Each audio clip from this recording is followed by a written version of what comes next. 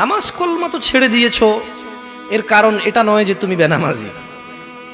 তোমার নামাজ কলমা ছাড়ার কারণ ভিন্ন।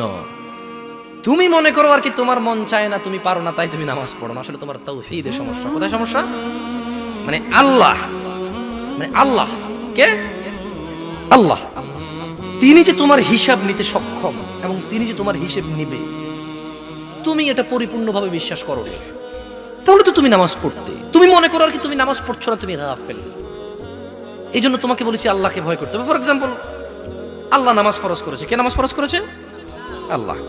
মুয়াজ্জিন আজান দেয়, তুমি নামাজ পড়ো না। তুমি মনে করো তোমার দান সাদাকা তোমাকে উদ্ধার করবে?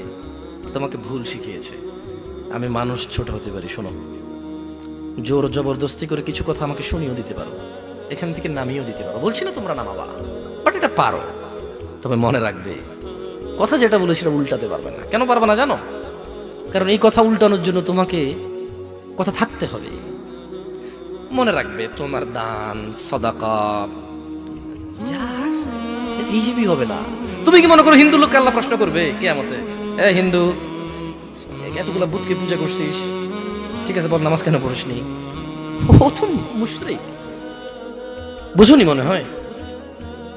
এটা স্কুল, এখানে আমি পড়ি না, আমার কি পরীক্ষা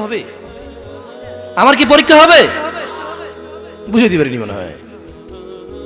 তো যে মুশরিক, তার নামাজ রোজা হজ যাকাতের হিসাব কিসের হিসাব? সে তো অলরেডি এমন অপরাধী যা ক্ষমাযোগ্য নয়, যা কি নয়, ক্ষমাযোগ্য নয়।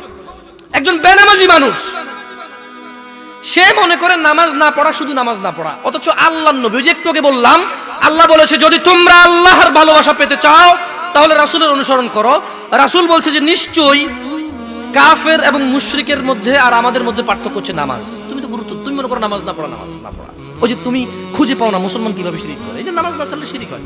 দেখো, আমি অনুবাদক, এখানে যারা বুখারী পড়ায়, মুসলিম পড়ায়, তিরমিজি পড়ায়, হাদিস তারা পেয়েছে না। হানাফি, শাফি, মালিকি, হাম্বলি, তিরমিজি, আবু দাউদ নাম দিয়ে তুমি পরিবর্তন করে গোপন করতে পারো, কিন্তু আছে। ফয়সালা তো আল্লাহ করবে যে এভাবে হয় নাকি সিস্টেম, ইসলামকে বিভক্ত করা এবং কিয়ামত দিবসে রাসূলের অনুসরণের বাইরে কোনো অনুসরণের হিসাব নেওয়া হবে কিনা, সেটা তো আল্লাহ ফয়সালা করবে। আমি আর তুমি এখন